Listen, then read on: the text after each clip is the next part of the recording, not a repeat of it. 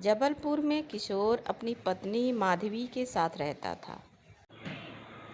किशोर बहुत ही गरीब था। वह रिक्शा चलाकर अपना घर चलाता था। चाहे कड़ाके की ठंड हो या तपती गर्मी, वह सारा साल रिक्शा चलाकर मेहनत मजदूरी करता।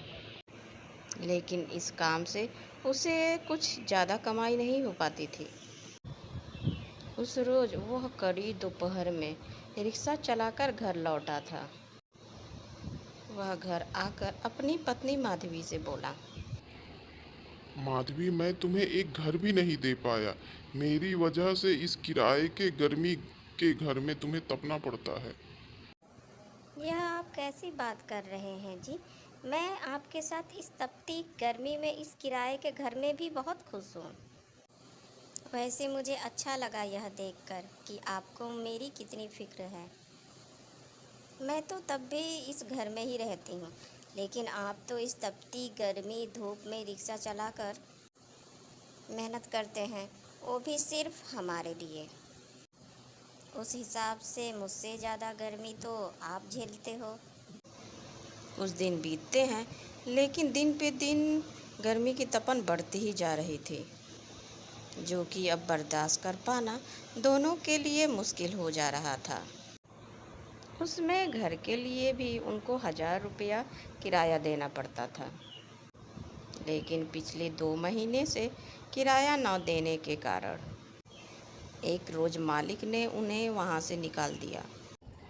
अपने पास एक छत थी इस कड़ाके की धूप और गर्मी से बचने के लिए, लेकिन वो भी हमसे छिन गई। हम इस भीषण गर्मी में कहाँ जाएंगे? मेरे पास एक जुगाड़ है। अपने पास रखे थोड़े पैसे से वह एक टेंट लेकर आती है। एक पेड़ के नीचे तंबू गाड़कर अपना टेंट का घर तैयार कर लेती है। हो गया ना तैयार मेरा टेंट का घर। अब जब तक हम हमारा घर नहीं ले लेते, हम इसमें ही रहेंगे।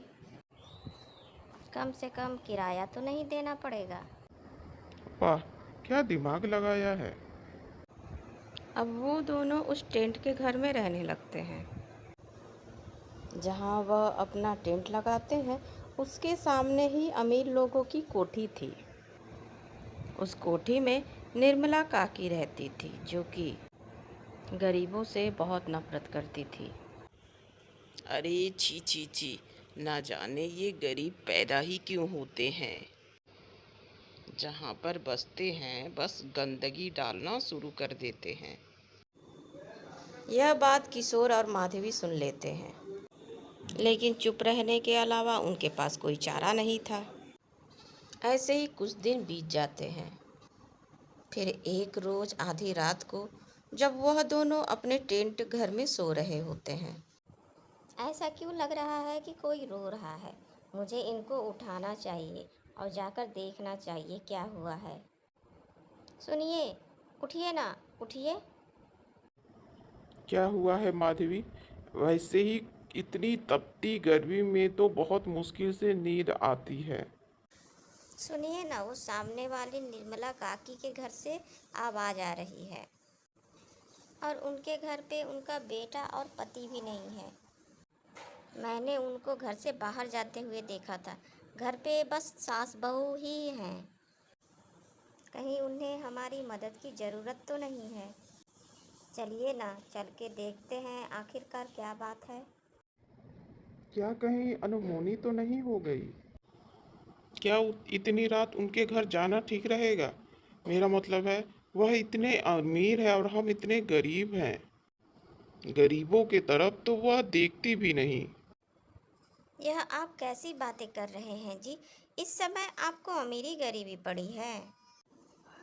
इंसानियत के नाते हमको एक बार उनके पास जाकर देखना चाहिए। शायद तुम ठीक कह रही हो। एक बार हमें जाकर देखना चाहिए। वह दोनों निर्मला के घर पहुंच जाते हैं, जहां पहुंचकर वह देखते हैं निर्मला अपनी बहू का सिर गोद में रखकर रो रही है। क्या हुआ निर्मला काकी? आप रो क्यों रही हैं? अचानक से इसके पेट में दर्द उठा और ये बेहोश हो गई।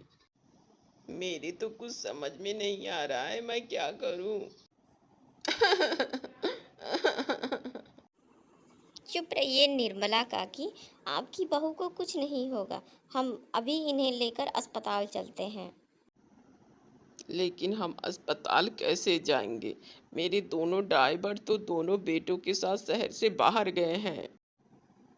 अब घर में सिर्फ एक गाड़ी है और उसे मुझे चलानी भी नहीं आती। किशोर, तुम क्या गाड़ी चलाना जानते हो? अगर तुम गाड़ी चलाना जानते हो तो इसे हम अपने गाड़ी में ही ले चलते हैं। लेकिन ये आपकी गाड़ी में कैसे बैठ सकते हैं? हम दोनों की तो इतनी हैसियत भी नहीं है कि ये आपकी गाड़ी चला सकें। हम कहाँ ठहरे गरीब और आप इतने अमीर। ये सब बातें करने का अभी कोई सही वक्त नहीं है बेटी। तुम बस किशोर को चाबी दे दो, वहीं पे टंगी है। बस हॉस्पिटल लेकर चलो। जल्दी से वह गाड़ी निकालता है और वह अस्पताल लेकर जाता है। समय पर इलाज मिलने पर रश्मि की जान बच जाती है और साथ ही उसके बच्चे का भी। वह एक बहुत ही प्यारे बेटे को जन्म देती है। यह देख निर्मला बहुत खुश होती है। अगर आज तुम दोनों नहीं होते तो न जाने क्या अनहोनी हो जाती। आज तुम दोनों के वजह से ही मेरे पोते और बहू की जान बच पाई है। यह आप कैसी बातें कर रही हैं काकी? इंसानियत के नाते तो यह हमारा फर्ज था। आज तुम दोनों ने मुझे यह सिखा दिया, सिवाय पैसे के कुछ नहीं होता। लेकिन गरीबों के पास मान सम्मान, दूसरों के लिए इज्जत और अपनापन होता है। ऐसा नहीं था कि मेरे आस पड़ोस में घर नहीं, जिन्हें मेरे रोने की आवाज़ सुनाई दी नहीं गई हो। लेकिन वो अमीर मेरी मदद के लिए आगे नहीं आए। और एक मैं हूँ जो तुम्हें गरीब समझ के तुम लोगों से कभी सीधे मुंह बात भी नहीं किया। कोई बात नहीं मैडम, यह लीजिए अपनी कार की चाबी, मैंने गाड़ी पार्किंग में लगा दी है। डॉक्टर ने कहा है कल तक माँ और बच्चे को यहीं रखना होगा। आप अपना और इनका ध्यान रखिएगा। किशोर और माधवी वहाँ से चले जाते हैं। अगले दिन जब निर्मला अपने पोते और बहू को कार में लेकर घर आती है तो उसकी नज़र धूप में रिक्शा चलाते किशोर पे पड़ती है। उसका सारा बदन धूप में पसीने से तरबतर होता है। यह देख निर्मला को उस पर बड़ी दया आती है। फिर 2 दिन बाद माधवी के टेंट वाले घर में मिठाई का डिब्बा लेकर जाती है, लेकिन टेंट वाले घर में घुसते ही उसके होश उड़ जाते हैं। यहाँ तो कितनी तपन है। तुम लोग कैसे इतनी गर्मी में इस टेंट वाले घर में रह पाते हो? हमें तो इस गर्मी में इस टेंट में रहने की आदत हो गई है।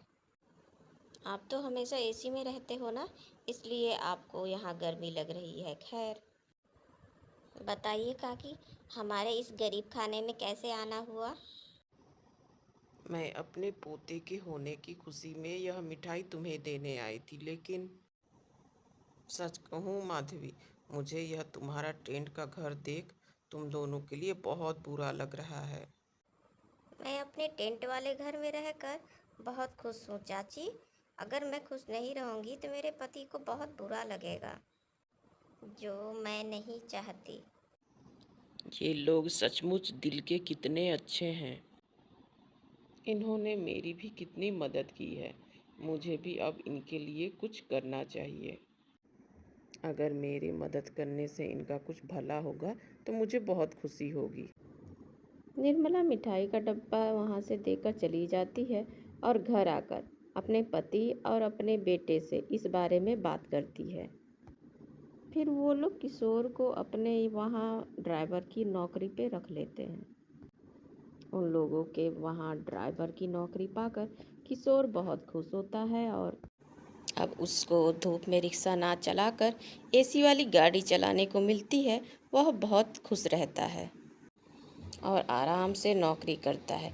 साथ ही निर्मला अपनी कोठी के बगल में एक स्टाफ रूम था, उसको भी उन लोगों को दे दी और उसमें पंखा और कूलर भी लगवा देती है। कुछ समय बाद माधवी को भी वह अपने यहाँ खाना बनाने की नौकरी दे देती है, जिससे कि दोनों पति पत्नी खूब मेहनत करके अपना काम करते हैं और पैसा जोड़ के 2 साल बाद वह खुद का पक्का घर जोड़ लेते हैं। साथ ही किशोर अपने रूम में छोटा सा एसी भी लगा लेता है, जिससे उन्हें अब गर्मी से राहत मिलती है। अब वो दोनों अपनी गर्मियाँ भी खुशी खुशी काटते हैं। तो दोस्तों, आज की मोटिवेशन वीडियो आप लोगों को कैसी लगी ज़रूर बताइए कमेंट में, और आपको इस वीडियो से क्या सीख मिली यह भी लिखना मत भूलिएगा। तो फिर मिलती हूँ एक नया मोटिवेशन वीडियो के साथ। तब तक के लिए bye. Thank you so much friend, मेरी पूरी वीडियो देखने के लिए और अपना इतना ढेर सारा प्यार देने के लिए। तो फिर मिलते हैं, बाय बाय फ्रेंड।